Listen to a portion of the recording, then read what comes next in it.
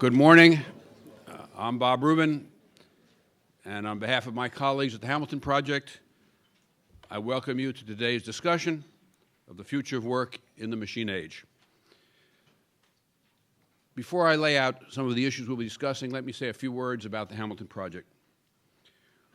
We started about 9 years ago. We are not an institution, but rather we're a partnership, a small partnership, of policy experts, former government officials, academics, and business leaders organized as an advisory council. And our architecture is totally open. When we have policy proposals, they are commissioned from leading experts around the country, and then they are peer-reviewed, rather than coming from internal staff.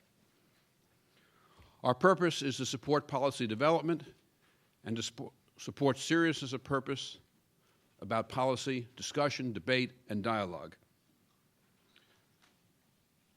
We believe that that is particularly important at this time when, unfortunately, the public policy debate in the United States has become so affected by politics, by ideology, and by opinion that is not grounded in facts or in objective analysis.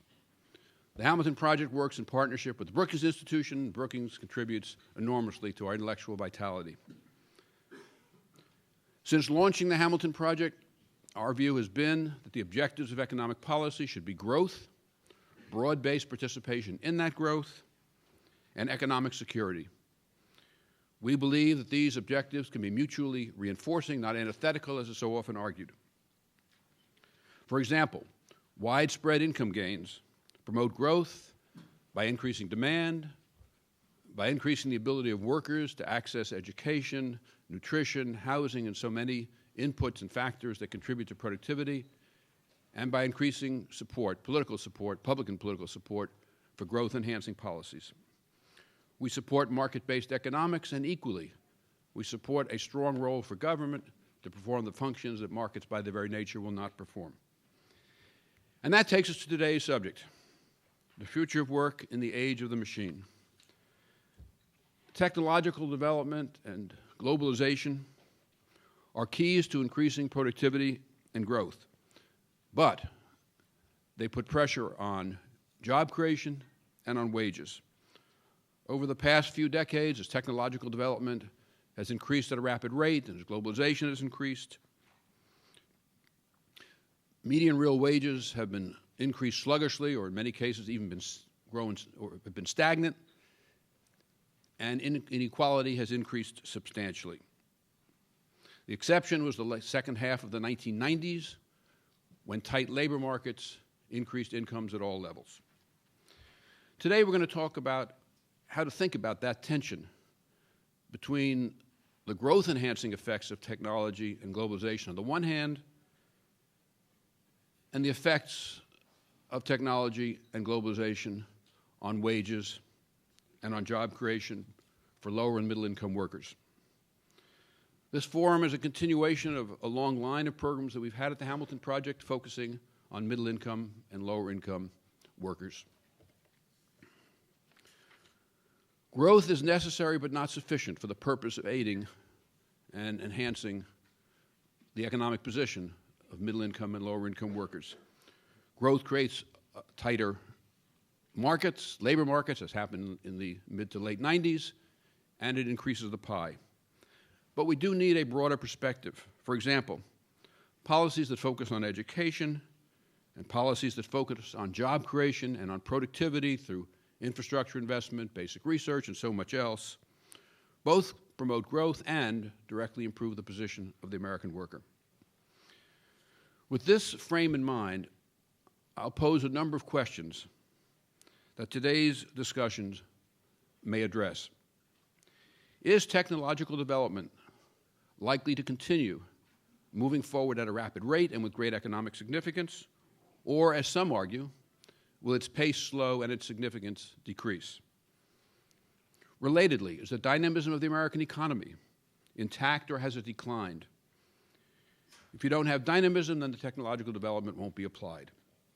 Data show that the rate of new business formation in the United States has decreased significantly in very recent times. Is that relevant to the question of dynamism in our society? And if it is relevant, is that a cyclical phenomenon or is something more fundamental changed? Similarly, productivity has clearly fallen to relatively low levels over the last few years. Again, is that a cyclical phenomenon or is something secular and more fundamental happening? If labor displacing technology does move at a rapid pace and with great potential for economic significance, and if dynamism continues such that technology is deployed, will new industries and new jobs develop that will replace those that have been lost? And will those new jobs be well paid? In other words, what will the net effect of all this be on job creation and on wages for middle income and lower income workers? To go further, are there trends in the workforce that aren't yet adequately understood that may relate to these questions? For example, will the nature of jobs themselves change, with fewer employees of companies and more independent contractors? With the increase in the number of functions performed by independent contractors being a function of the enabling power of technology. For example, what's the future of clerical help when you can get clerical help on an online basis on demand? And that takes us to policy. Policies that could help address the pressures from technology and globalization. If those pressures continue, aside from improving the ability of workers through the many facets of education and training to succeed in this new world, are going to need an enormous amount of creative focus. For example, we may need an increase in the earned income tax credit, not only for those who receive it at the present time, but perhaps much further up the income scale. Measures that facilitate collective bargaining can result in a broader participation in the benefits of productivity and growth. And there are an enormous number of other possibilities and potentials that we should consider in the policy arena.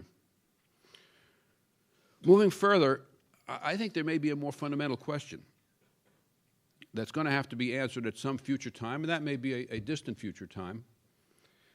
But if we have ever more rapid technological development, and it is labor displacing, at some point in the future, as I say, that may be some distant point in the future, should that lead to some basic change in our lifestyles, with less work, more leisure, and a richer, more robust use of that leisure? And if the forces of technology and globalization continue to create rising inequality, even if that rising inequality is accompanied by growth, in addition to everything that needs to be done to enhance growth and tight labor markets, and to improve the position of middle and lower income workers, should there be increased redistribution to accomplish the broad objectives of our society? And if there is to be increased redistribution, how does that get done without impeding growth? The United States has tremendous strengths, and I think we are well positioned to succeed over time. But we need an effective government, one that can deal with the hugely consequential policy challenges that we face, such as sound, intermediate, and longer-term fiscal conditions, robust public investment, and reform on immigration, K-12 education, energy, and so much else. In that context, technological development and globalization raise the thorny issues that I've just mentioned, and I'm sure many others that will come up in the course of these discussions. We will begin our program with framing remarks from Erik Brynjolfsson, Sloan Family Professor of Management and Science and Director for the Center of Digital Business, MIT School of Management, and Andrew McAfee, Principal Research Scientist, Center for Digital Business at MIT. They will be introduced by Roger Altman, the founder and chairman of Evercore. Our first roundtable is entitled The Future of Jobs. The participants are Erik Brynjolfsson, who I just introduced, David Autor, Professor of Economics at MIT, Aneesh Chopra, co-founder and executive vice president of Hunch Analytics and former chief technology officer of the White House, and Larry Summers, former Secretary of the Treasury, and Charles W. Eliot University professor at Harvard. The moderator will be Melissa Kearney, the director of the Hamilton Project and a professor at the University of Maryland. The second panel is the future of business innovation. In addition to Andy McAfee, whom I've already introduced, the participants will be John Halterwanger, Dudley and Louise Dillard Professor of Economics and Distinguished University Professor, University of Maryland, and Arti Probakar, Director of the Defense Advanced Research Projects Agency, known to all of us as DARPA. The moderator will be Laura Tyson, Professor of Business Administration and Economics of the Berkeley Haas School of Business and a member of the Advisory Council of the Hamilton Project. Let me close by extending particular thanks to Melissa Kearney, who I've already mentioned, our director, Kristen McIntosh, our managing director, and Brad Hirschbein, the visiting fellow at the Hamilton Project, providing the intellectual construct for this session and putting together what is truly a remarkable program. Let me also thank the members of the staff of the Hamilton Project, whose thoughtful and hard work is central to everything that we do at our project. With that, let me turn the podium over to Roger Altman. Roger.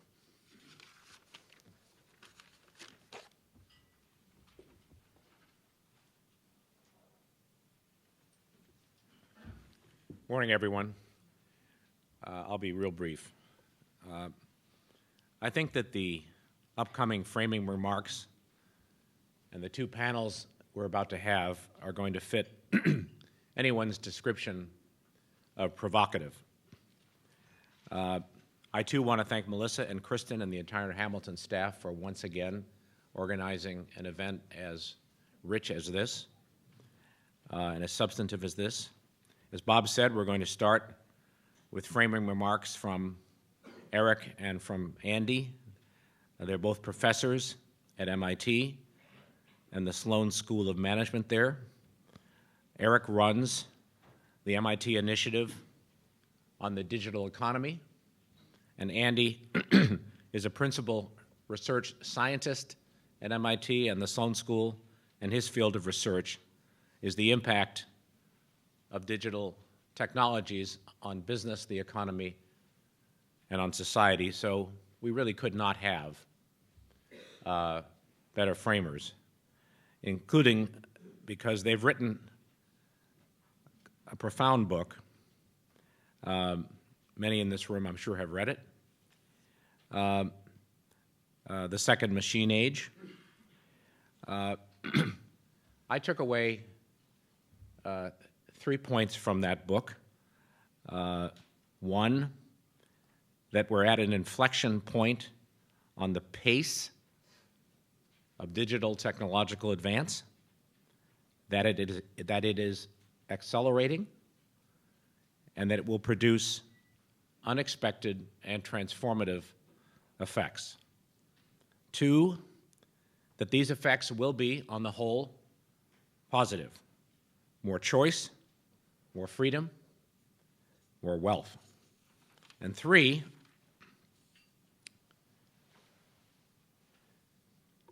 getting to our focus today, that these effects also will produce considerable economic disruption.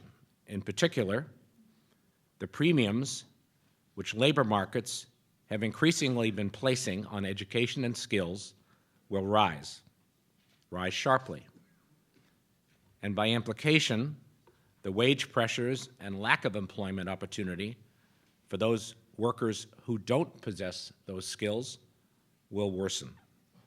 Bob reviewed a series of questions that we want to debate today that stem from the book. I'm really just going to add one to his very good list.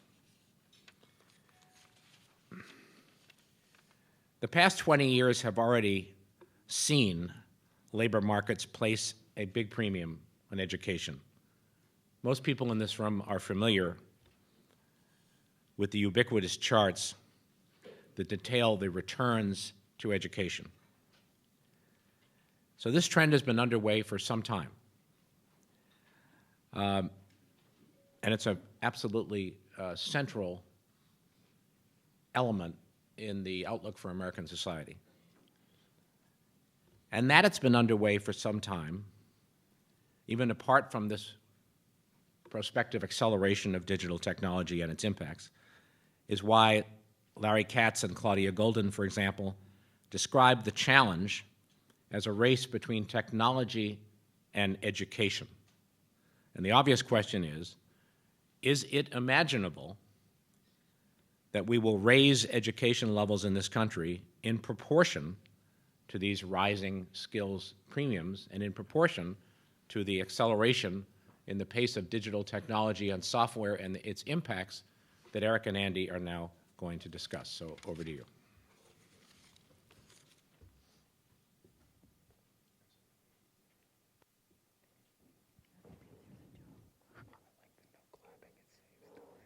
Roger, and good morning. It's great to be here. You know, America has never been richer. Private wealth is over $80 trillion. Our national income, whether you measure it overall or per person, is also at record levels. American workers have never been more productive than they are right now. And the reason for much of this bounty is because of some advances in technology. But there's also a paradox. As Bob mentioned, median income has stagnated. In fact, it's lower now than it was 15, 20 years ago. Andy and I, let's see if we can get the chart up here. Andy and I call this the great decoupling. There it is. The share of the workforce that's employed has also fallen. And if you look back for much of the 20th century, there was sort of a rising tide that lifted all boats and an implicit social contract that people would participate in that.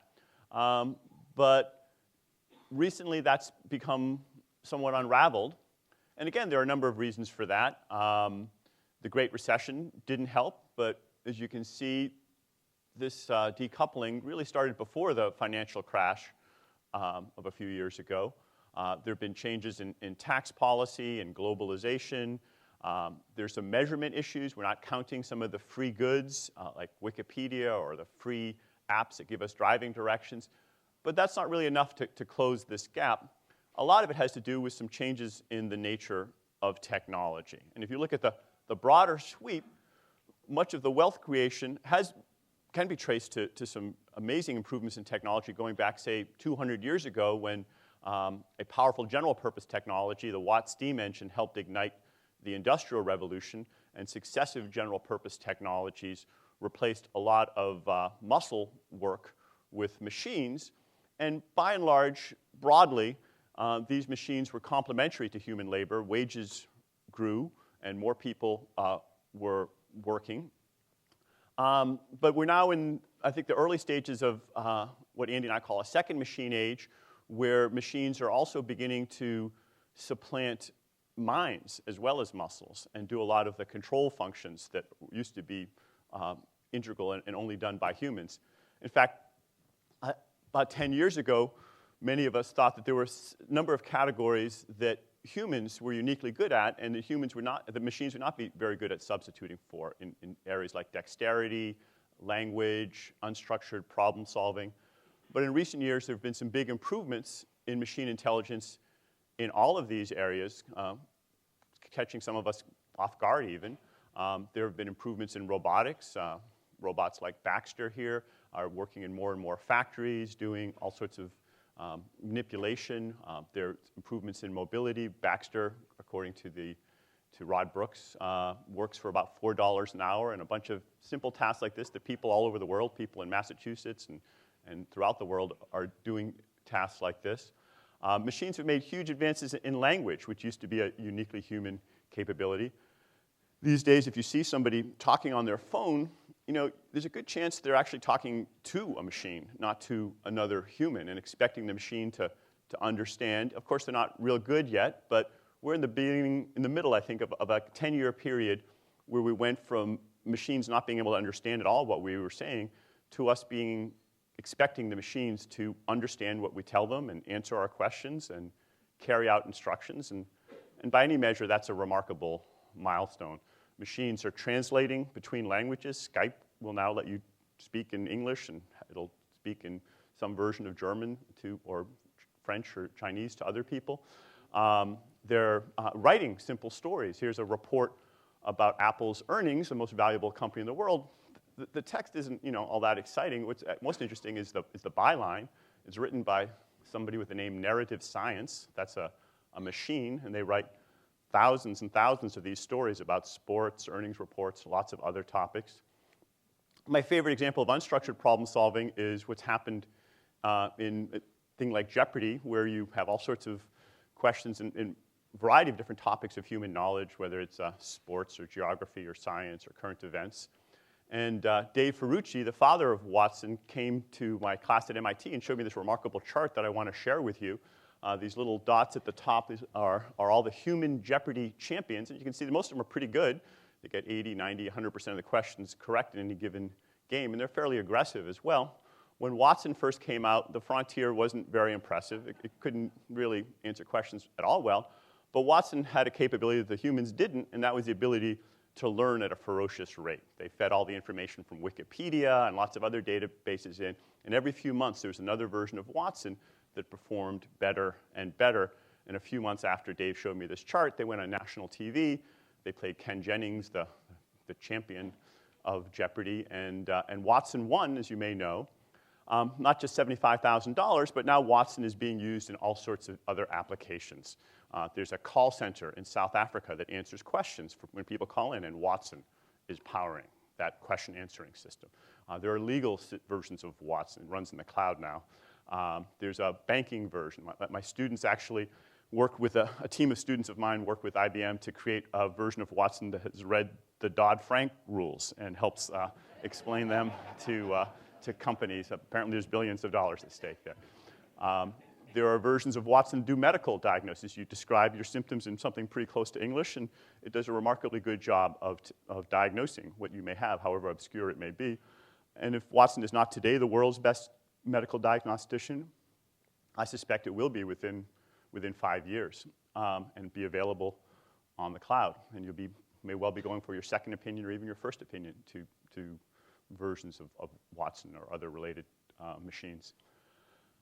Now, this is great news in many ways because it's creating all this wealth that I mentioned. And it was a puzzle to me at first when we saw the stats. Andy and I were looking at the stats on stagnating median income, and we didn't really understand how that could be.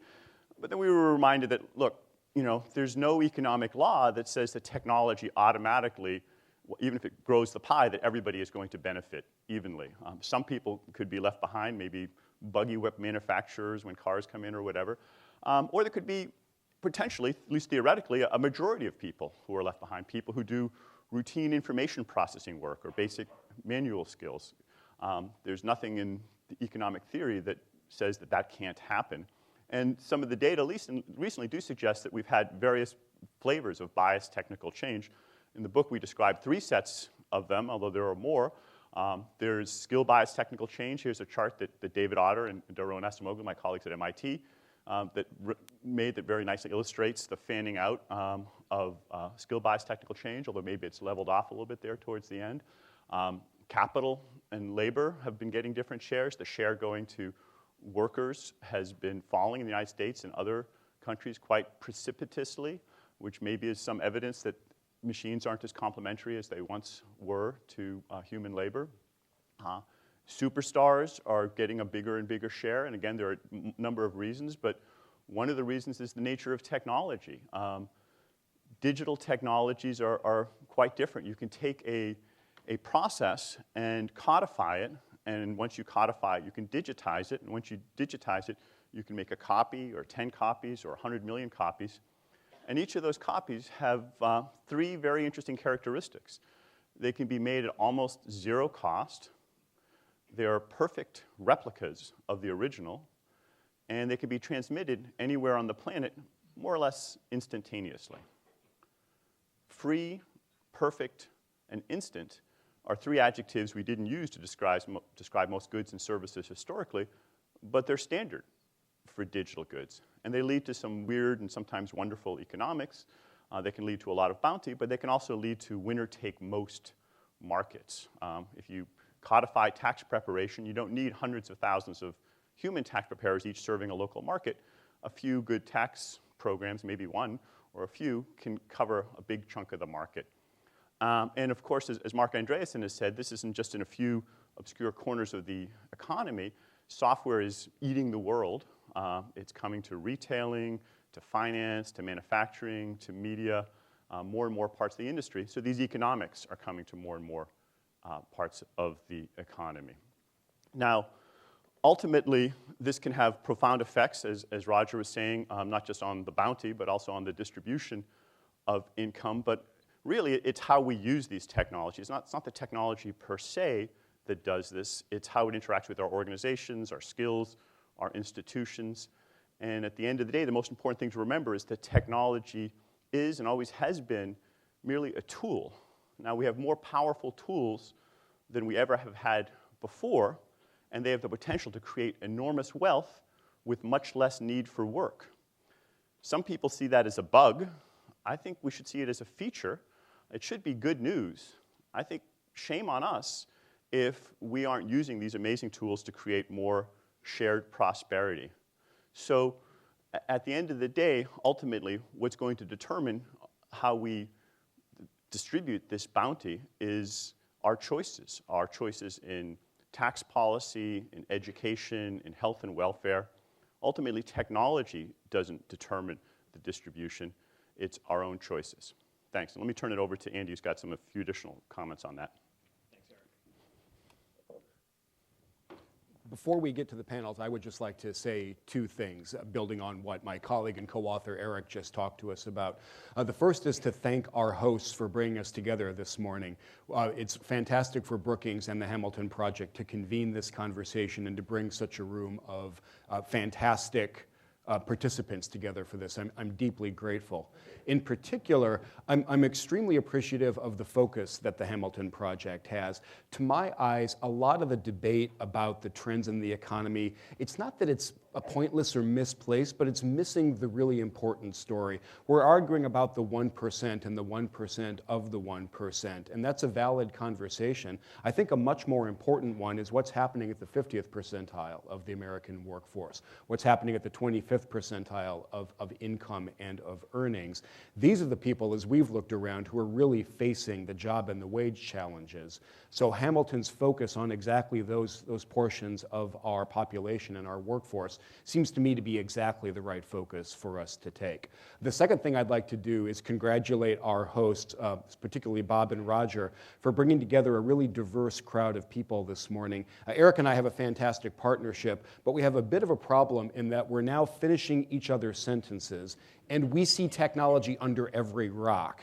And so this morning you're going to hear from people who don't quite look at the world that way and who have done really the best work in many areas. And they're going to bring a variety of viewpoints and perspectives and stories about what's actually going on in the economy that are going to be extremely valuable for us all to listen to. I know that I'm going to learn a lot. All of, I think, our colleagues agree that we're living in deeply interesting and somewhat weird times, and we'd better figure out exactly what's driving these changes so we can figure out what levers to pull on. As I said, Erik and I think that technology is one of the big, probably the underappreciated levers. And the second point I'd like to make before we turn it over to the panels is that if that story is anywhere near accurate, then hold on to your hats, everybody, because we ain't seen nothing yet when it comes to technological progress. We heard this idea of an inflection point. Erik talked about how surprised we have been by recent examples of technological progress. Even after writing our book, the two of us still get surprised all the time because it keeps on appearing to us that objects in the future are closer than they appear. I want to tell you three quick stories to make that point. These are things that we learned not since publishing the book in January of 2014. These are things that we've learned this year so far. In our conversations so far in 2015, Erik and I had the chance to talk with an entrepreneur whose name would probably be familiar to you, who's pretty well known for making really cool, fast cars. And we were talking to him about the amount of automation in his vehicles, and we said, when will you have like the capability for a fully autonomous car? And he essentially said yesterday, and we said, I'm sorry? He goes, yeah, I believe our cars are about as good as the average human driver in fully automatic mode. And we said, well, then why haven't you turned on that mode and made that available to us? Are you worried about the regulators? Are you worried about liability? He said, no, that's not the main factor. When the time comes, we will deal with the insurance issues and the liability and the regulation issues. The main reason we haven't enabled that fully automatic mode yet on our vehicles is because we want to wait until we are confident that our technologies are 10 times better than the average human driver, not just at parity with them. So then we asked, of course, when does this happen? He said, look, I have stopped trying to make that prediction because I kept noticing that the date kept going like this, kept marching forward in time. So the driverless car, Erik and I have ridden in one version of it. I think more robust versions are coming more quickly than even he and I probably anticipated. The second example I want to give is of a task that we've been trying to get computers to be good at almost as long as we've had computers. Honestly, 40 or 50 years of progress on this with unbelievably poor results. How many of us have heard of the Asian board game Go? Is this familiar to people here? Go is, if you're a strategy geek, Go is probably the purest expression of a strategy game. Geek is a term of praise, by the way. Go is an unbelievably simple game. It's a 19 by 19 square. You and I take turns putting our white versus black stones on it. When I surround your stones, I take your stones off the board. We go back and forth.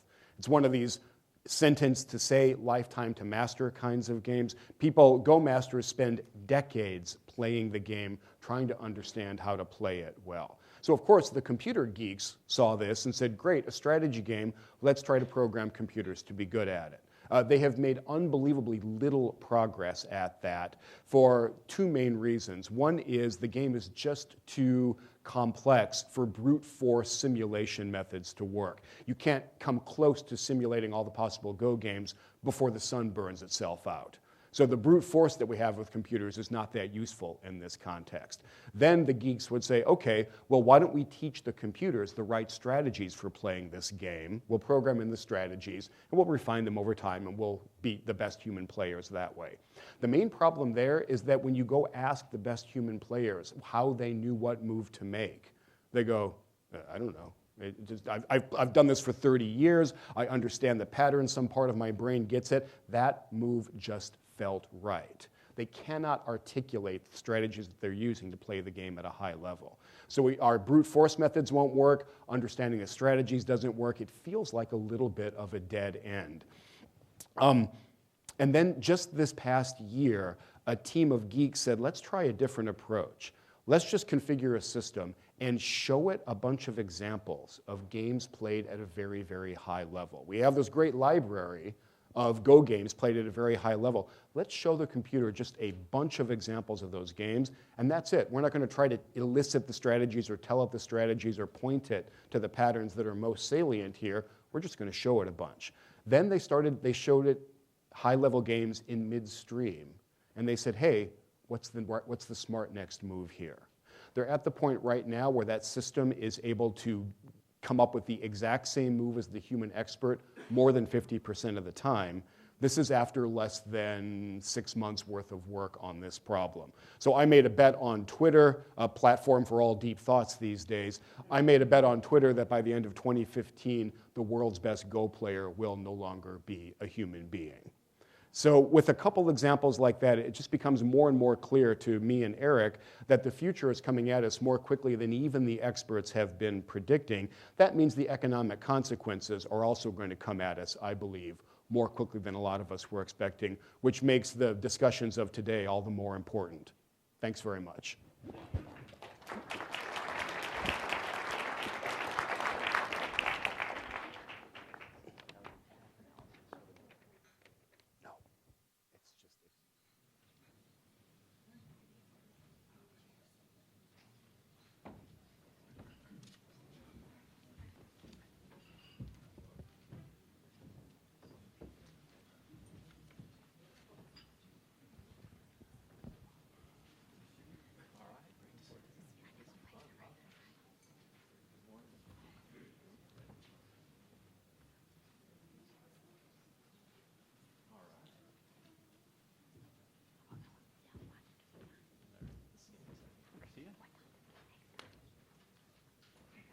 Great.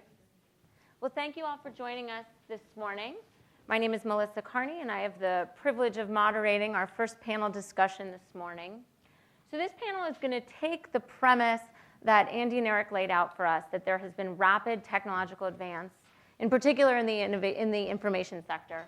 And we're going to ask the question of what does that imply for the future of work, for the future of workers, and the nature of employment in this country in particular. And as we tried to lay out in our Hamilton Project framing paper, there are a wide range of views on this topic, and in particular on whether this is going to be good or bad on net, or how good or how bad on net for the whole of society.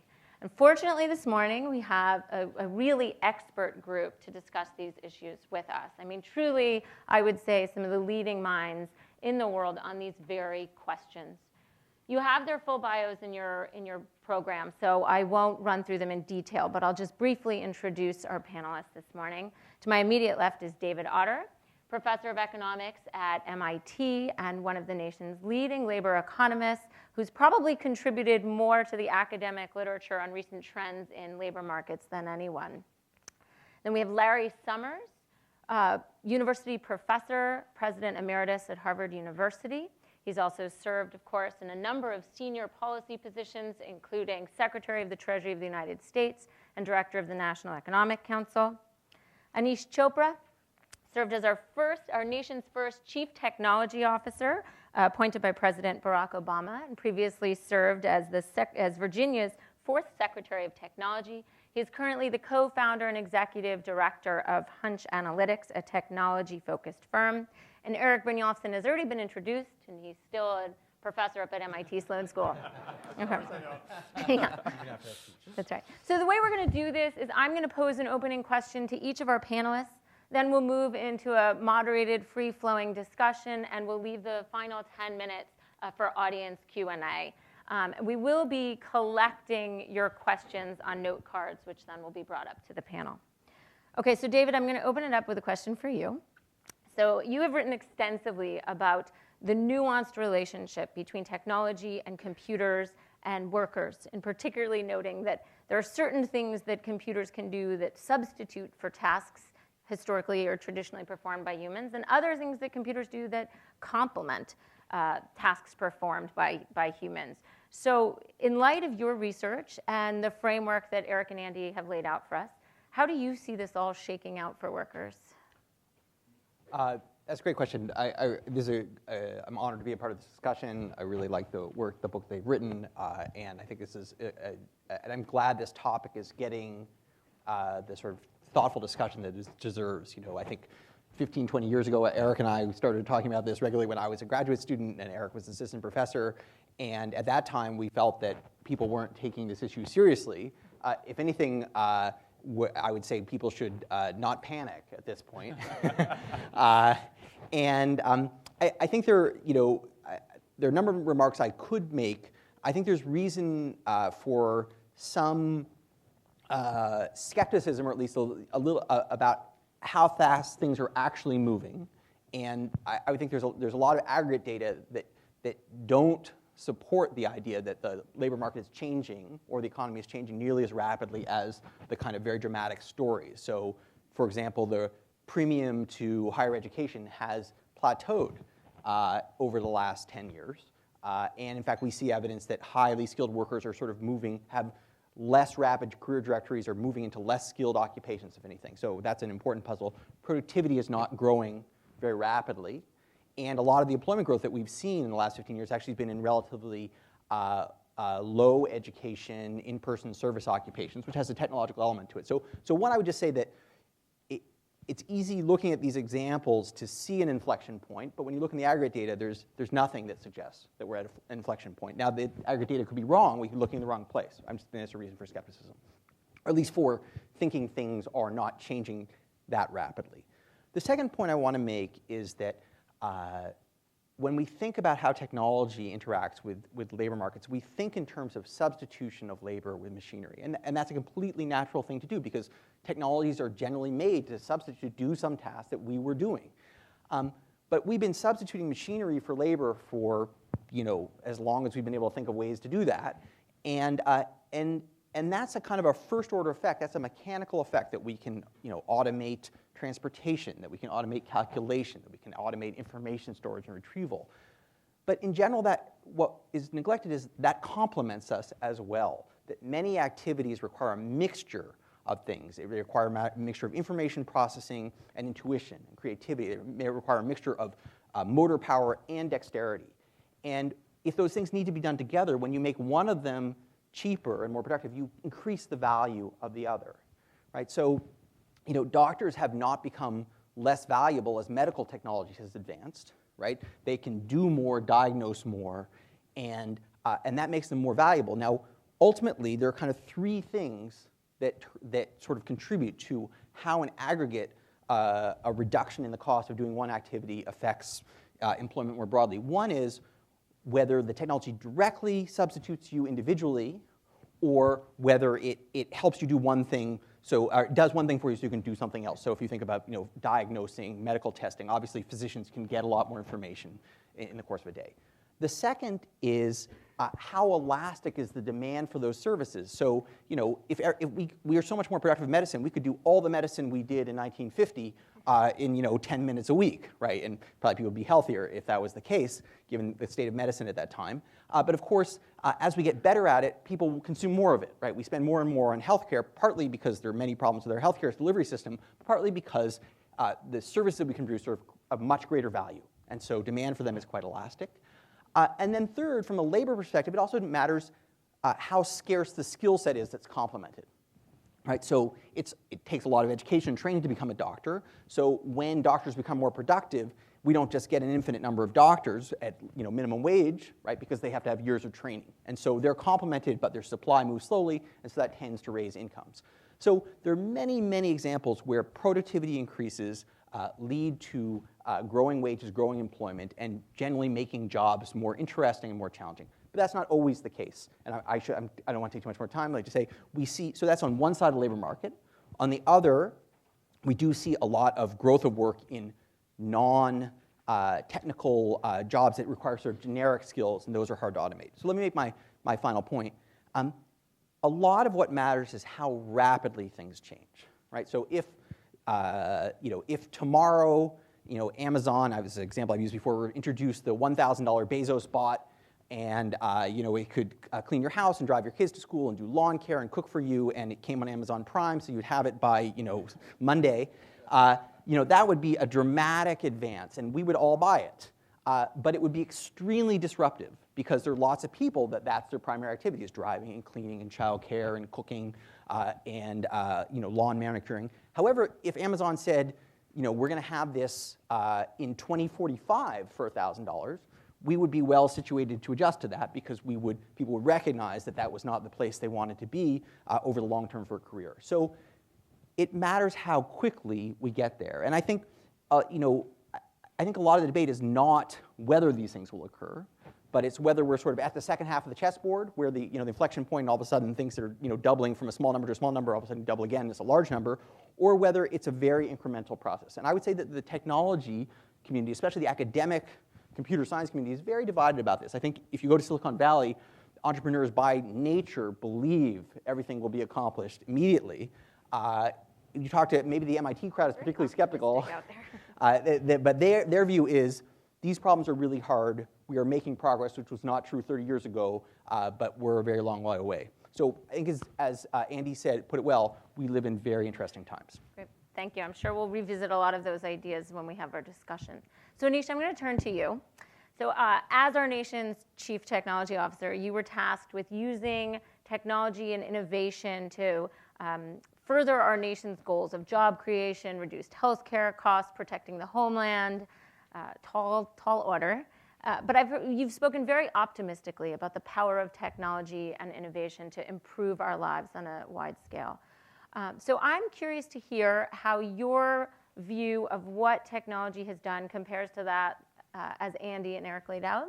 And in particular, how have you seen technology impact a variety of sectors, including education and healthcare, among others? Well, thank you very much for the question. I have three general observations, all very bullish on this next decade. The first starts with my first trip to Google, which was probably in '06. I was Virginia's Secretary of Technology, and we were trying to open up government data to search engines to make it more accessible to the American people. Most people were getting the information about government through search engines, not coming to the URL of xyz.gov. And I saw this globe when I walked in, which had ostensibly a light emitted for every search that was conducted on Google. And as the globe was spinning, you'd get to North Korea, and it was like dark, okay? And it was sort of this stark observation when you, and by the way, large swaths of Africa and many parts of the world had just darkness. If you think about the American economy, what sectors are on the functional equivalent of that level of darkness as it relates to the impact that the internet has had on the sector? Healthcare, energy, and education have not necessarily been plugged into the internet, especially around data sets that have been constrained by regulatory policy. You know, medical records aren't flourishing on the internet, and your energy usage data isn't flourishing on the internet. And so when you look at all this amazing capability and productivity gains in manufacturing and others, you look to like, you know, more than a quarter of the GDP, and you're thinking this sector, these groups of sectors have been completely missing from this revolution. And obviously, if incentives start to change and data opens up at the same time, you might just see an explosion of innovation. We're seeing that now in healthcare. We've made great strides opening up data, digitizing, and now eventually connecting medical record systems. And more venture capital is flowing into this sector than you would have ever imagined, not necessarily because they're trying to make the traditional system function incrementally better, but now the incentives are changing to reward a different type of healthcare delivery system, which makes it a wide open terrain for entrepreneurs. And that's very exciting because it's creating new types of jobs that had never been existed before in the healthcare sector, not all of which require a PhD in physics. In other words, you can be a relatively low-level employee who's utilizing these technologies to help on home health needs and so forth. So category number one is we are now opening up these big sectors to the internet age, and I think that's going to bode well to ensure productivity gains hit them. Second, again, when I was Virginia's technology secretary, the North Carolina-Virginia border used to be like the world's hot spot for furniture manufacturing. That was it. And we've gone through a series of policy debates about, you know, those jobs aren't coming back, and so how do we build the safety net down there? And you know, we get maybe broadband is the answer, and we sort of did everything we could to try to improve that North Carolina-Virginia border. But something interesting happened around this concept of automation. Manufacturing is all of a sudden cheaper because you no longer have to have the same labor intensity, so we can insource manufacturing jobs back to the US at a faster rate in response to China. So IKEA opens up a manufacturing plant for furniture where? Right in the heart of that North Carolina-Virginia border, the same place that had been written off for its capacity to build furniture and was being told in the neighborhood you have to do different things because your life as a furniture, you know, person is over. What? All of a sudden, because you can robots as coworkers, automation, you can actually compete on a more effective footing. And we're seeing that insourcing trend now all across the country. Manufacturing jobs are coming back. They're not the same labor intensity as they were when they were previously here, but that's still net positive. And then I would say the third observation, if I had any, is this democratization of entrepreneurship is pretty much the most exciting thing that I've seen. Because in that same North Carolina-Virginia border, there are people who used to have parents and grandparents working in textiles as well. Now they're building, you know, designs for, you know, clothing that can be 3D printed, or it can be their intellectual property can be transmitted over the internet to textile production all over the world, and they're creating economic value in that same market because folks that previously didn't think of themselves as Silicon Valley entrepreneurs can now plug in because of the democratization of capital, of information. So I'm really fired up about the impact this is going to have over the next decade, acknowledging that obviously in certain sectors we're going to see challenge. So too bullish, I don't know, but I'm very excited. Great, thank you. Okay, Larry, we'll turn to you. You've been thinking about and commenting on these issues for a long time, and you wrote a 2013 NBER piece that raised a lot of the issues that we're talking about this morning. And recently you led a commission sponsored by the Center for American Progress on inclusive prosperity, the goal of the commission being to address rising levels of income inequality, and stagnant wages at the middle and bottom of the distribution. So in your thoughts and views on all of this, what do you see as the long-run implications for the macroeconomy? Thanks, Melissa, and thanks for the chance to be here. I'll leave the question of what we should do till later. And so let me focus on diagnosis and make a confession of ignorance, an observation, and express a worry. Confession of ignorance is this, and I think it should apply to everybody who speaks confidently in this area. On the one hand, we have enormous anecdotal evidence and sort of visual evidence of the kind that Erik marshals that points to technology having huge and pervasive effects. Whether it is complementing workers and making them much more productive in a happy way, that's one possibility. Whether it is substituting for them and leaving them unemployed is another possibility. That can be debated. But in either of those scenarios, you would expect it to be producing a renaissance of higher productivity. And so we, on the one hand, are convinced of the pervasiveness and far greater pervasiveness of technology in the last few years. And on the other hand, the productivity statistics for the last half dozen years are dismal.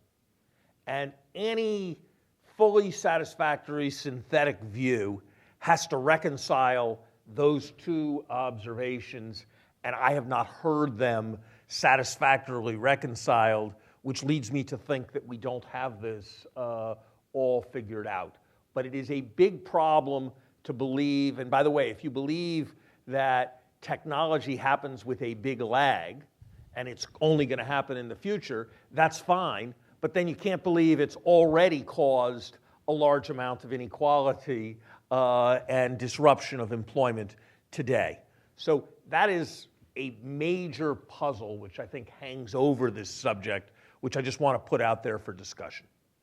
Second observation, I think it is a mistake to think of the economy as homogeneous, producing something called output as we approach these issues. And there's an aspect that doesn't get enough attention, which is sectors through progress working themselves into irrelevance. Let me give an example. The illumination sector, providing light. It actually has had about a tenfold increase in productivity every decade for a century. And we now think of it as a trivial sector in the economy. No doubt we could continue to produce tenfold increases in productivity, but actually most of us want it to be dark at night. And so, in fact, Little League, there are more Little League night games than there used to be. Parking lots are lit more brightly than they used to be. But basically what's happened is that illumination has become quasi-free, and whereas candle making was a major industry in the 1900s, illumination is a trivial industry today. And we need to recognize that a sector that has rapid technological progress, but the world can absorb only so much of it, becomes ultimately unimportant in the economy. Is that kind of thing relevant in thinking about the world? Here's a fact that continues to astonish me, and I concede that there are a million measurement problems around it. But it is a fact what I'm going to say. In the way they compute the consumer price indices, by definition, they were all set to be 100 for every good in 1983. Consider two goods today: a television set and a year at a university. And instead of using a year at a university, I could use a day in a hospital. The consumer price index for the latter two categories is in the neighborhood of 600. The consumer price index for the former category is 6. So there has been a 100-fold change in the relative price of TV sets and the provision of basic education and healthcare services. If anybody's wondering why governments can't afford to do the things they used to do, I just gave you a big hint. If anybody's wondering where most people are going to be working in the future, I just gave you a big hint. If anybody's completely confident that we're going to have rapid productivity growth in the future, they should be given pause. Because no matter how fast productivity we have in agriculture or illumination, it doesn't really matter for the aggregate economy. And increasingly, that's becoming true of a larger and larger fraction of what it is that we produce. Third, when I was an undergraduate at MIT in the 1960s, there was a whole round of concern about this. Will automation displace all the employment?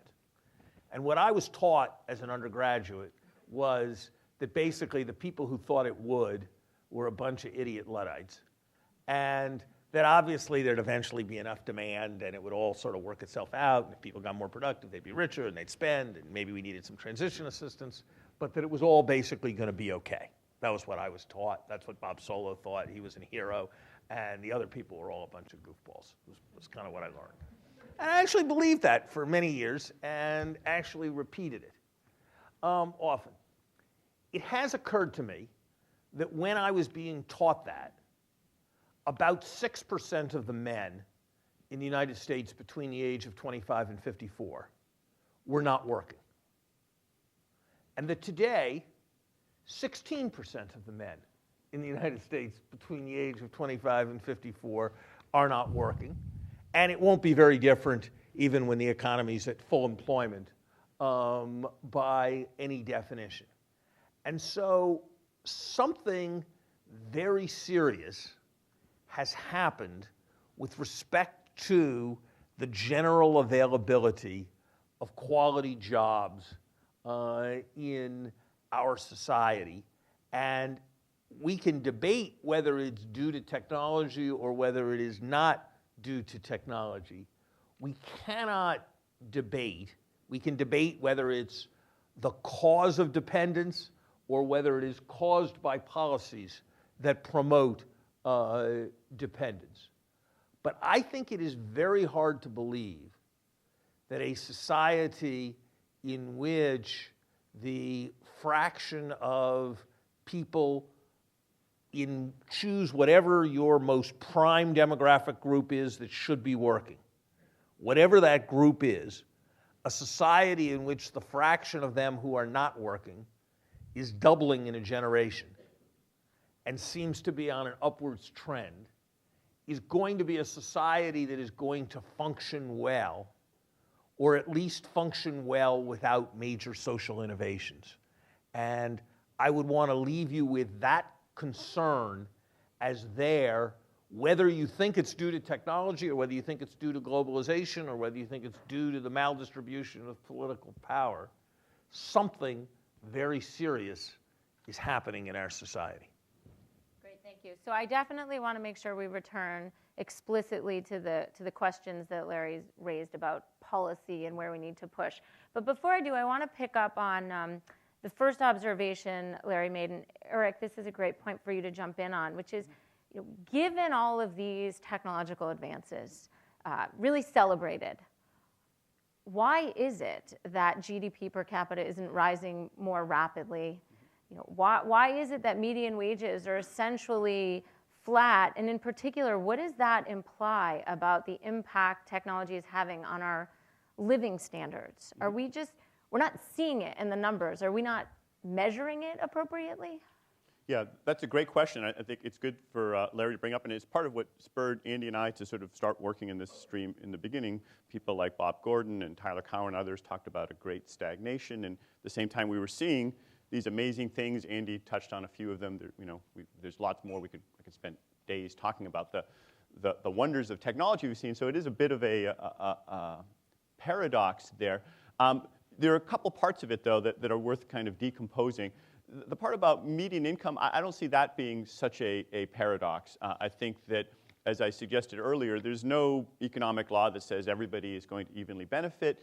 It could be some small group is left behind. It could be, unfortunately, a big group, 50, and so you can have biased technical change that grows the pie, but some people are made worse off. And I think that's a fair description, at least in my mind. I don't know other people would disagree, about a big part of the story of what's going on is that people with certain types of skills are in much less demand than they were in the past, in part because of technology, and many of them are in the median income, and David's been one of the people who's documented this, but lots of people have touched on it.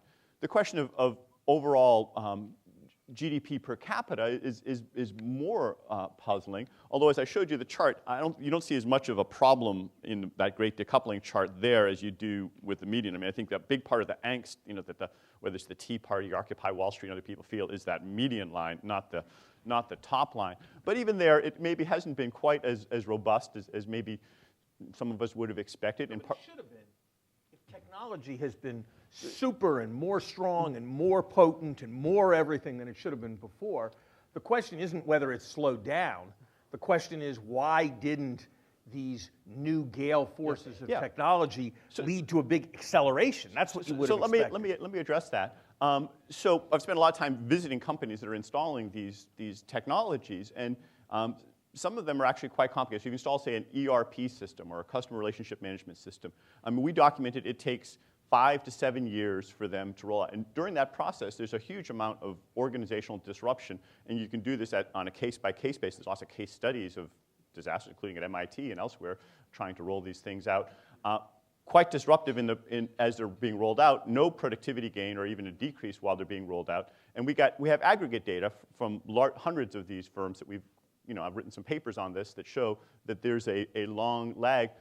If you roll that up to an entire supply chain or entire economy, you can imagine that these organizational disruptions, these organizational complements, which are often about 10 times larger than the technology investments themselves, and they take much longer to roll out, can be part of these both enormous disruption, but also until the complementary pieces are in place, you don't get the full productivity benefits. People like Paul David have documented that when you go back to electricity, it took 30 years for significant productivity gains. So I think that may be part of the story, that we're in the midst of a big reorganization of the economy. Yes, that is disruptive. Yes, people see that these people have to be laid off, and these other people have to be hired, and these other people have to be reskilled. And as you're doing that, you don't instantly get the full productivity gain, but you do get a lot of the disruption. So then that can, I think, partly answer Larry's question about how you could have disruption without getting the full payoff. I would also just like to take a moment to touch on some of the things that David brought up, because I think those are also very interesting. I mean, partly about the leveling off of skill-biased technical change, or the college premium, I should say, is actually very consistent with what we see changes in the technology that are now, as I showed, addressing different parts of the labor market. And more broadly, I think he raises the right question about complements and substitutes and what's happening. And if you look, oftentimes technologies initially are broadly complementary, as many pieces of the system require humans or other to fill in. I mean, if you look at horses, the number of horses increased all through the Industrial Revolution up to about 1901. That was peak horse. And because, whether it's saddles or carriages or other things, made horses much more valuable. But then the numbers plummeted once the remaining component that horses added was no longer not automatable, if that's not too many double negatives. And you could see similar things potentially. Are humans different than horses? Of course, we're different in many, many ways. We have a much broader skill set. We can, think a lot better, mostly, and horses don't own capital. And also, once labor starts disappearing, you can have humans own capital, or at least some of them. Humans can vote. Humans can have guns and do other things that if they're not happy with the income distribution. So there's a lot of other things that are potentially different. But as an economic, fact, I don't think that there's any necessary inevitability, as Larry was saying, that what people thought in maybe the 60s, that don't worry, it automatically takes care of itself. And that's one of the reasons I think we should have this discussion, is to figure out what are the policies to address it. And even in the first industrial revolution, there was a lot of policy changes that helped us navigate that in a way that we did create shared prosperity or inclusive prosperity. Larry, do you want to jump in? Just on the productivity and disruption thing, I think it's a difficult argument. So let's take retailing. So you can imagine you're going to have all kinds of spiffy technology, so you're no longer going to have people behind cash registers and all that. The problem is you wouldn't kind of expect that the people behind the cash registers would get fired before the people working the systems got the new systems working. And so the challenge about right now is people see that there's a lot of disemployment that's already come from the technology, but they don't see any productivity increase. And I understand why it might take years for it all to have an effect. What I have a harder time understanding is how there can be substantial disemployment ahead of the effect of the productivity. That is, if you thought that it just was impossible to put in these systems and so forth, then you might think that in the short run, it would be a big employment boon, because you'd have to keep your old system going, you have to keep your legacy system going, and you'd have to have 1 million guys running around figuring out how to put the new computer system in. So I understand low productivity, but I think it is hard to square, and it's not like I have the answer to this puzzle, but if you think about it hard, I don't think it's easy to square low productivity and substantial disemployment. And I don't think the lags to reorganization story quite does it, because you shouldn't be getting the disemployment ahead of the productivity. Well, it is a complicated story, and I don't think I've totally nailed it yet, but I think another part of the puzzle is that there are a lot of rents in the economy as well, and if you get the types of people who do the reorganization being very different than the type of people whose demand is falling, you can have some big changes in where the rents are happening way ahead of the changes in the overall output. So let's deal with the fact that there is disemployment and decreasing labor force participation rates. The bottom line is there is that part. I think we agree that we agree on that, and we all agree we don't want to go the way of the horse. So what do we do about this? Okay, so I want to talk about policy, and I'm going to pose this to the panelists as a two-part question. So bear with me. So first, it seems to me that in large part the way this is going to play out for the American worker is going to depend on how labor supply responds, in particular in terms of skills. In other words, is there a way to imagine that a sufficient number of people in our population will acquire the skills or the talents that are needed to economically prosper in the second machine age? And what would it take? Is our education system broadly defined up to the task of delivering those skills and talents? And the second part of my question is, what about those workers who simply can't acquire those skills or don't possess those talents? Or even the ones who do, but there simply aren't enough high-paying jobs for everyone. So I will admit that I am in part worried about a scenario where a small share of the population commands increasingly high wages, and a larger share is relegated to low-paying service jobs, presumably providing services to the high-wage folks. Like, it doesn't make me feel much better that robots are not going to be able to give a good manicure or clean houses anytime soon. So, is that a reasonable thing to worry about? And if so, don't we need to really rethink our social contract and dramatically expand our system of wage subsidies and income supports? May I might want to take a stab at this, starting with the premise that if we applied the same capabilities that we've said may have a positive or negative effect, but to unleash them in this particular question of how efficiently are the skills being communicated by employers, the training programs communicating what you'll get if you join, and what the job seeker has or might wish to get. To me, we're like in the dark ages of the quality of that experience. You log on to Amazon.com and there's feedback loops that they've been analyzing to know what's the probability I'm there to shop for a video or for lawn equipment or whatever. And if you ask the same question of the workforce, the sad answer to that is drastically no. We just did a study on the unemployed veterans skills gap. And what we tried to do is we read every job posting in the economy and said, what are the underlying skills associated with the job postings? And we then looked at, as best we could through open government data, the underlying skills of unemployed veterans. And we took a spotlight on the Commonwealth of Virginia.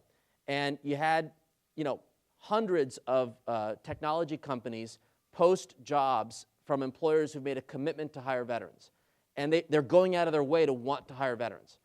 And but they communicate the job in such a manner that feels like it's not really available or attainable to some set of the population.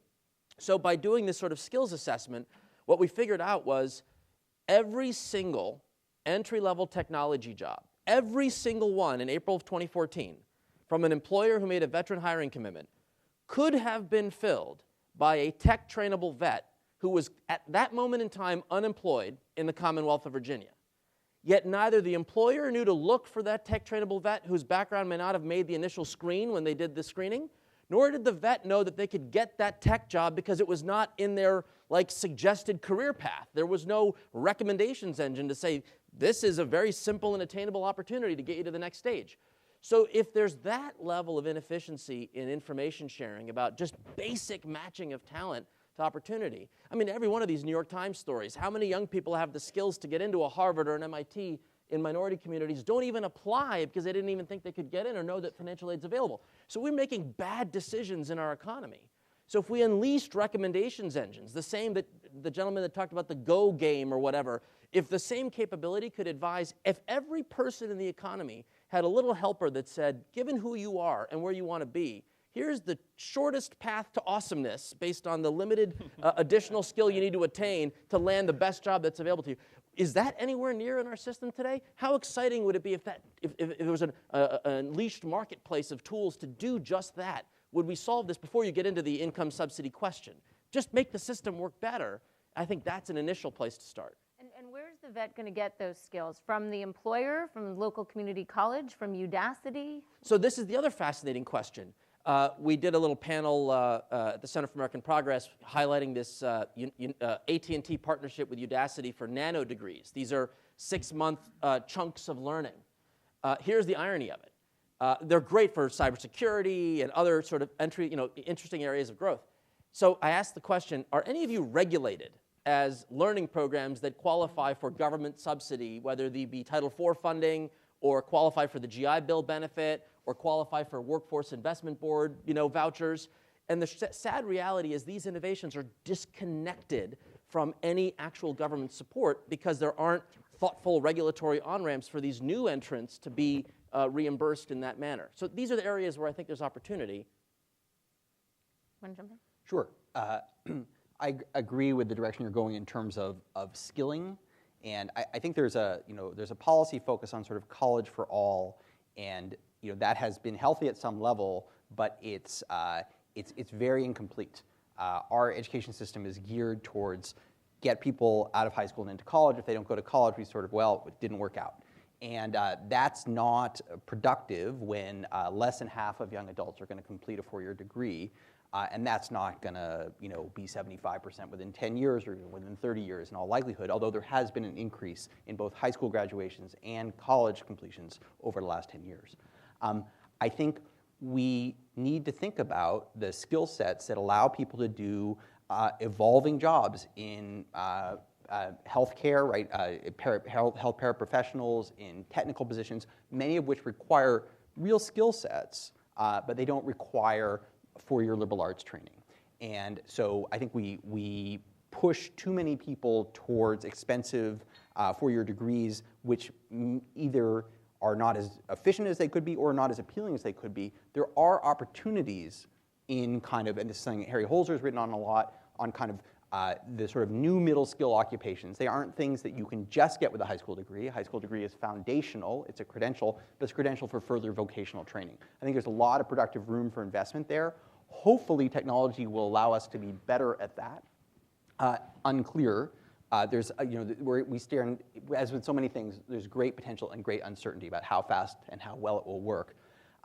My biggest concern in all this is the sort of the inequality with which people have responded to these market signals. So you might have thought in a time when college was becoming more valuable and more people were going to college that sort of the gradient between household income and college going would get shallower because everybody would take it, and that has not occurred. The gradient in college going has become much steeper in family income, and in college completion, much steeper still. And so I think that works against economic mobility. It means that kids from low SES backgrounds are much less likely to be going to school and to be gainfully employed. And so, when Larry talks about the declining employment rate among U.S. workers, we're primarily talking about young males, many of them minorities, many of them from poor families. And so it's a pretty concentrated problem, which makes it worse, not better. If you sort of look from the median on up, U.S. society looks mobile, it looks healthy, it looks like it's making the right investments. If you look from the, below the median, they're just, that message and the tools to correct that problem are somehow not coming together. Let me say a few things, and I'm actually more confident about these than I am about the technology stuff, given the productivity question. First, with great respect, and I would engage in the experiments, I think the policies that Aneesh is talking about are largely whistling past the graveyard. The core problem is that there aren't enough jobs. And if you help some people, you can help them get the jobs, but then someone else won't get the jobs. And unless you're doing things that are affecting the demand for jobs, you're helping people win a race to get a finite number of jobs, and there are only so many of them. This was very powerfully demonstrated by a study done by Esther Duflo in France, where they looked at a variety of these kinds of job matching innovations. And they basically found that in the low unemployment areas of France, they worked, and in the high unemployment areas of France, they only helped some people at the expense of other people with no net impact. Folks, wage inflation in the United States is 2%. It has not gone up in 5 years. There are not 3% of the economy where there's any evidence of hyper-wage inflation of the kind that would go with worker shortages. The idea that you can just have better training and then there are all these jobs, all these places where there are these huge shortages and we just need to train people is an evasion of the problem. I'm all for trying to do it, but it is fundamentally an evasion. Second, what we need is more demand. And that goes to short-run cyclical policy.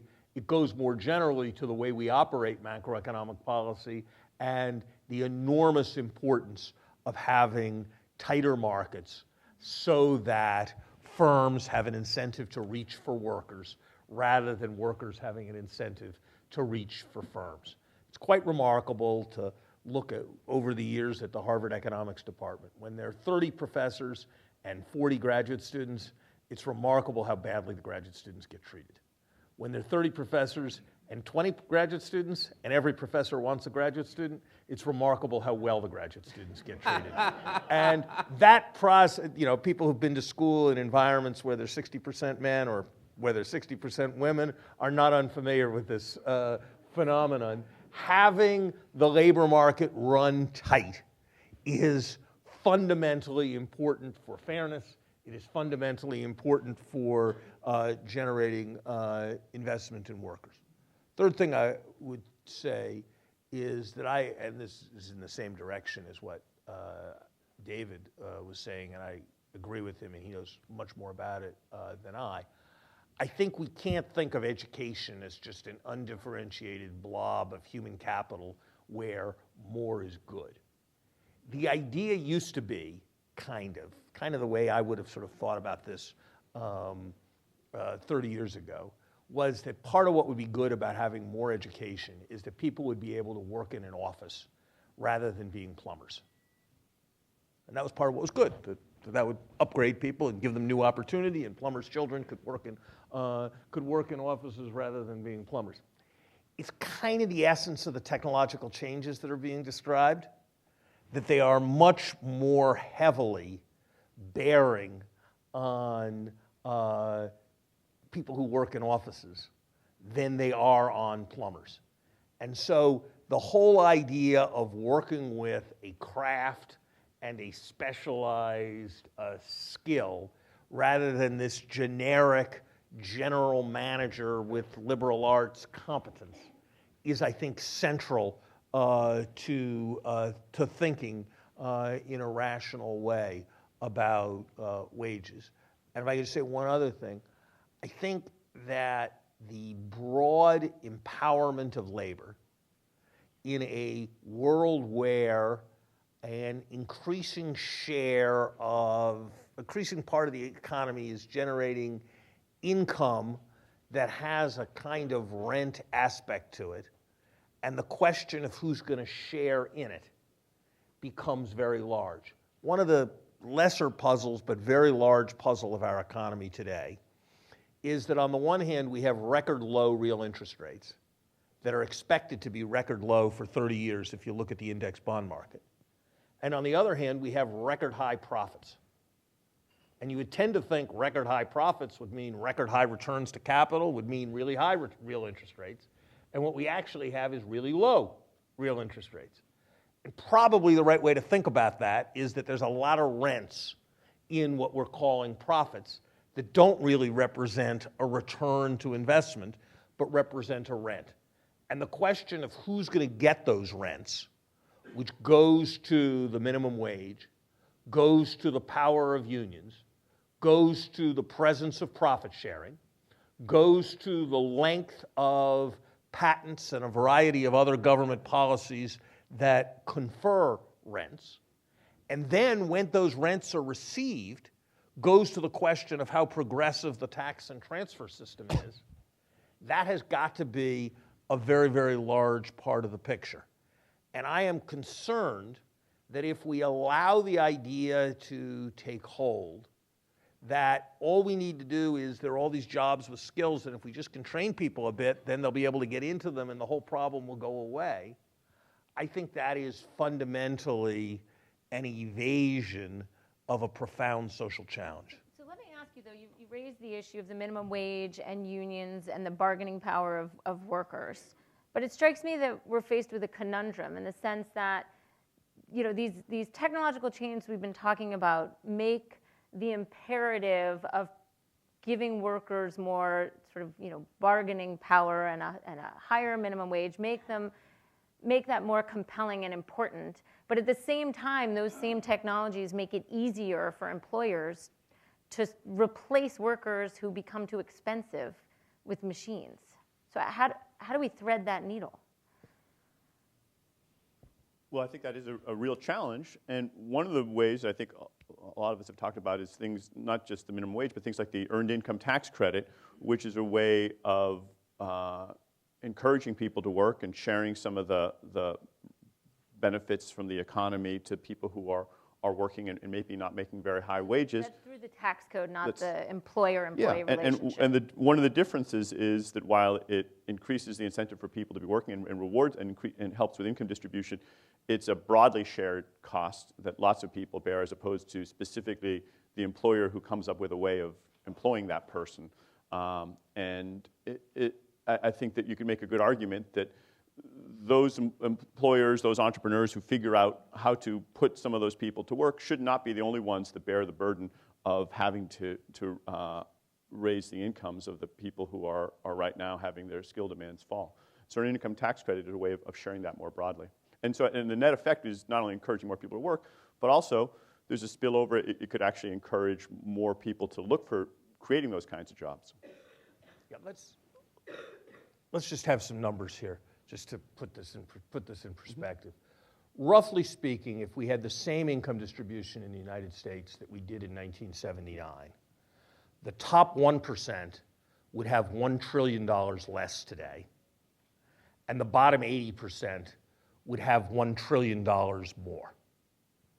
And That works out to about $700,000 a family for the top 1%, works out to about $11,000 a year for a family in the bottom 80%. But it's $1 trillion. I don't know what the number is. My guess is that the total cost of the earned income tax credit is $50 billion. Nobody's got on the policy agenda doubling the earned income tax credit. And the big aggressive agendas for the earned income tax credit are probably to increase it by a third or a half. So we're talking about, so I'm for it. I'm all for it. But we are talking about 2.5% of the redistribution that has taken place. And so you have to be looking for things, and there's no one thing that is going to do it. My reading of the evidence, and I think it's a fairly general reading of the evidence, is that while there may be some elasticity, the elasticity around the current level of the minimum wage is very low. Perhaps a good way to make that point is to observe that the real minimum wage in the United States today is about 20% below where it was when Ronald Reagan was president.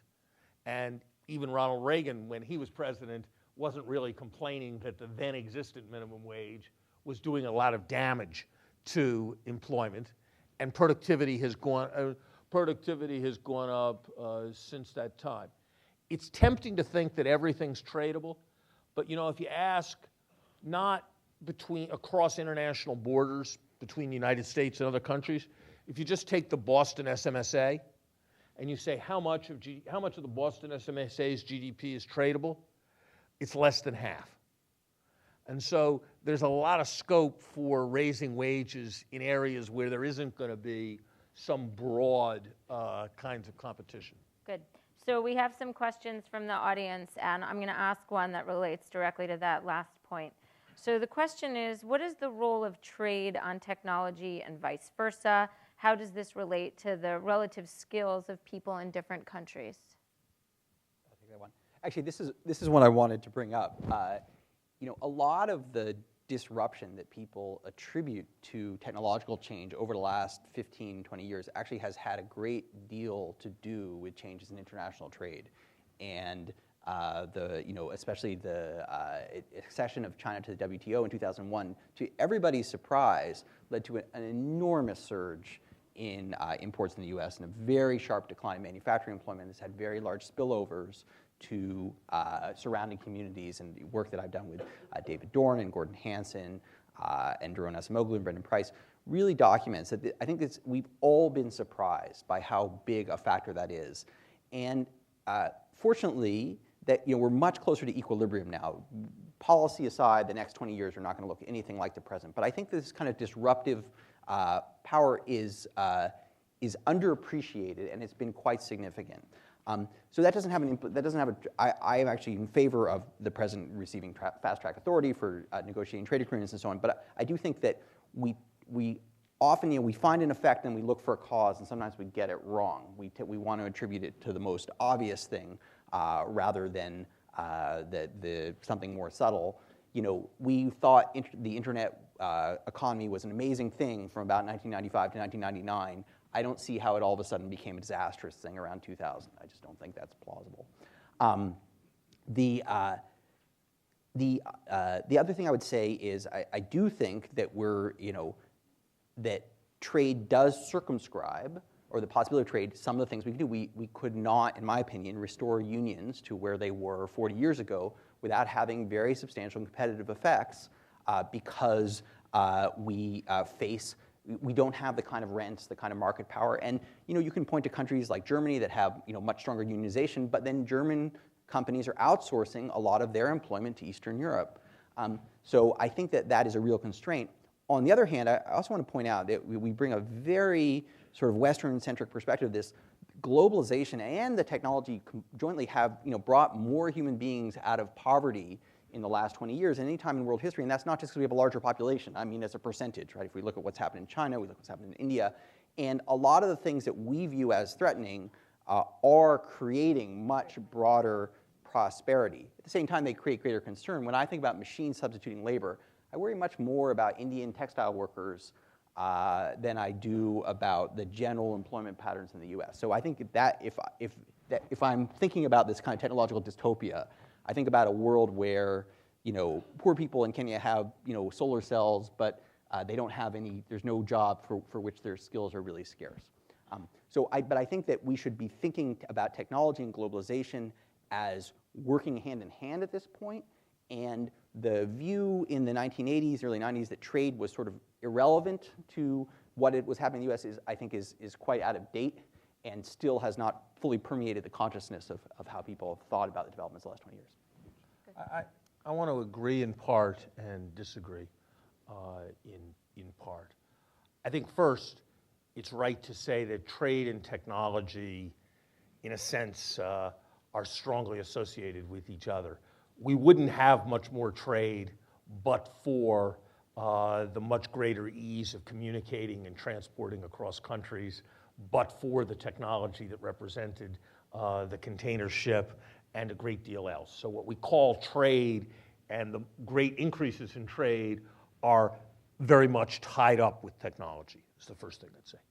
Second, I would agree but be inclined respectfully to disagree with David on one aspect.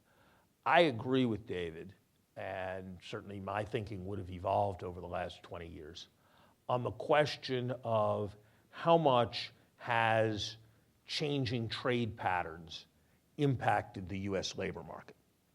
I think there is pretty clear evidence that there have been significant impacts. I think some people exaggerate them, but I think there have been significant impacts. I think it is a quite different statement to assert that all of that is due to trade agreements. And I think one has to look carefully, for example, at the counterfactual. David asserted that since China's accession into the WTO, well, what is the counterfactual? I have some familiarity with the level of U.S. tariffs on China prior to China's accession into the WTO, and they were not high. And so the main reason why China is exporting more to the United States is that China is producing 6 times as much as it was in 1999 and producing in much more technologically sophisticated ways. Now, it's true that if they had not been in the WTO, conceivably we could have passed a whole new set of protectionist measures. But I think if you ask the question, if the United States had maintained its trade policies vis-a-vis China as they stood before China was admitted into the WTO, what fraction of the increase in Chinese exports to the United States would we have observed? I think the answer is the vast majority of that increase in exports. And I think that's very important because I think there's a tendency to suppose that if trade developments impact the wage distribution importantly in the United States, then presumptively trade agreements are a bad idea. And I think that in order to analyze any given trade agreement, one has to ask the question, how much are barriers being changed in the United States, and how much are barriers being changed in the affected country? And my reading of the evidence is that in many of the cases, because rightly or wrongly, the United States market is already substantially open. If you look at the proposed trade agreements, the reduction in barriers and the consequent increase in exports to other countries looms quite large relative to any impact in the United States. And so I just think that's an important qualification on the globalization story. I'm going to ask a different one that takes things in a bit of a different direction. So someone asks, from the end of the 19th century, technology let the work week decline. Why can't that process continue with the benefit of technology being a shorter work week with no loss of income? And I'm going to add a bit of a maybe existential question or spin to this, which maybe is too existential for an economic policy group, but still. So, all of this technology really changes our view of the good life and how we think about our time. And Aneesh's story about the expert craft furniture makers who now put together ready-to-assemble products for IKEA. I mean, maybe this is too nostalgic for an economist, but something seems lost in that to me. I mean, Erik, I'm going to open this to you. This must be something you've thought a lot about. No, this is a great question, and for those who haven't already read Keynes' great article, Economic Possibilities for Our Grandchildren, he made predictions about what would happen to our generation. He was more or less spot on in terms of GDP per capita. He extrapolated those exponential functions exactly right, and he got that right. And he inferred that he looked around people who were that wealthy in his area that people wouldn't want to work a lot. They'd maybe go, fox hunting occasionally or whatever. But there wasn't much else to do with that much wealth. And of course, that part he got very wrong. People are not working, he thought, 10 to 15 hours a week. Mostly those who are working are working a lot more than that. And there are a number of reasons for that. I mean, part of it is we have a lot more we can spend our money on now than we did back then. There's lots of new goods that people, I think, enjoy. Part of it also, and this gets into sociology, I think a lot of people sort of, they enjoy working. There's a meaning that it gives to life for a lot of people. Bob Putnam described what happened when work leaves a community, and it's really sad to see how all sorts of other social indicators just plummet because of the way we are wrapped up in having a job and having a work. And going forward, could we have shorter work weeks? Would that be part of it? I think certainly we could, and there's somewhat of a trend in that direction, not as rapid as Keynes imagined, but we'd probably have to start thinking about new ways to how we get meaning in life, and I don't think that that's an insurmountable problem. We'd also have to continue to have enough productivity growth to make that work, but I also don't think that's insurmountable. If you look at I'm uncertain what I think about this. If you look at an introductory economics textbook from the 1960s or 1970s, in about chapter 5, there's always a discussion of something called the backward bending labor supply curve. And the idea is that as your wages go up, at first you work more and more because it's attractive to work, and then after a while you have enough income. And then when you have enough income, you take a bunch of it in leisure, and so the labor supply curve looks like this. If you look at an introductory economics textbook today, that idea is largely not there. And the reason is that it used to kind of be true, that high-wage people worked less hours than low-wage people.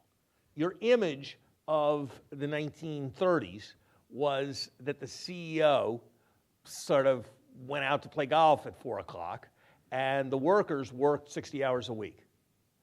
And if you look today, for the first time basically in economic history, people who have higher wages, on average, very consistently, are choosing to work more or are finding themselves working more hours than people who have low wages. And it's in part a matter, it's not all because the people who have low wages are not able to get more work.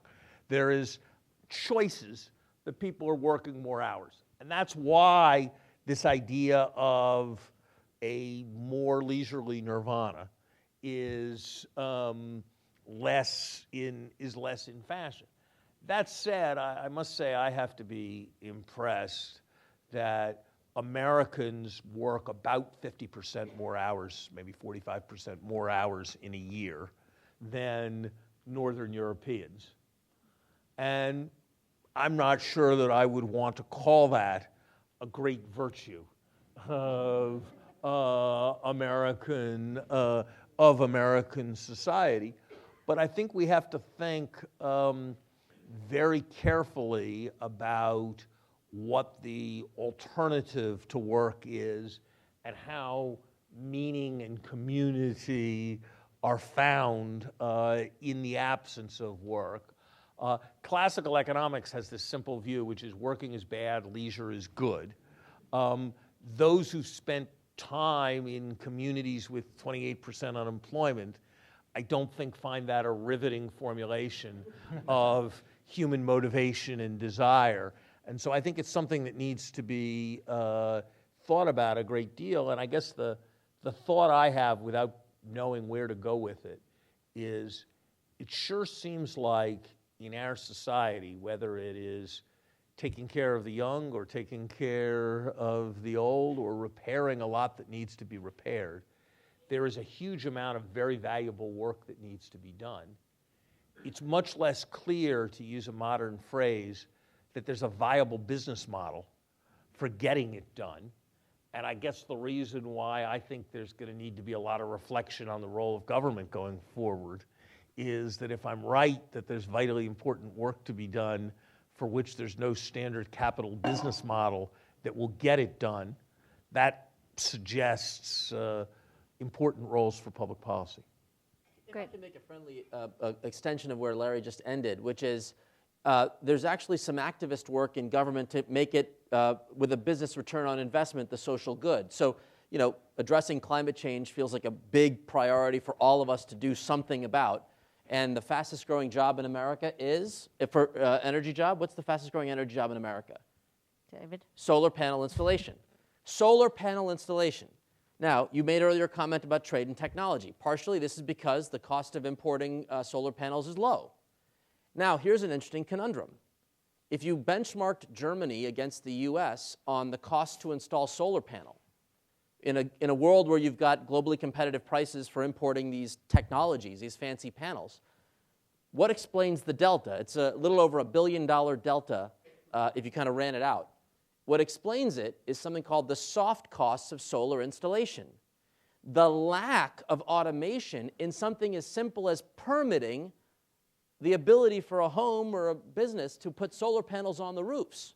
So if we took this powerful concept of information technology and innovation, and if we had ubiquitous same-day permitting processes and much more efficient financial markets for credit in order to finance these things, and we had much more readily available matchmaking services so that folks who want the solar panels at a lower price can get them more rapidly with the local installers, if all of those technologies could be put to work that way, we would reduce this $1 billion hidden tax on the American solar panel economy, which is already the fastest growing energy job in America. So you'd create more jobs on the backs of what is essentially a low-cost trade import. You would address issues important to the world, like climate change. And what's getting in the way? The lack of the adoption of these innovation, these capabilities in, of all places, the mayor's office or the government. Can you do same-day solar permitting in New York City? You cannot. But you can in certain parts of California where they're making an emphasis here. So my only comment about, there's too much work to do to have the leisure question, but if you're going to do it and you're worried that there is, you know, as Larry said, there's work to be done, but there's no return, we can make it profitable. There should be many, many, many companies that are organizing labor to put solar panels in. If we could decost the process by applying these technologies, that would grow the market, create jobs, and not all of those installation jobs requires a PhD in physics, right? You can do them with different levels of skill in the economy. So I think there's a role of government to create market opportunity in places where we need it. Well, we will be having another Hamilton Project event on March 11th focused on removing frictions in the labor market with the goal of increasing jobs. So hopefully you'll all join us again for that. But in the meantime, please join me in thanking our panelists. Okay, great. So we'll have a 10-minute break.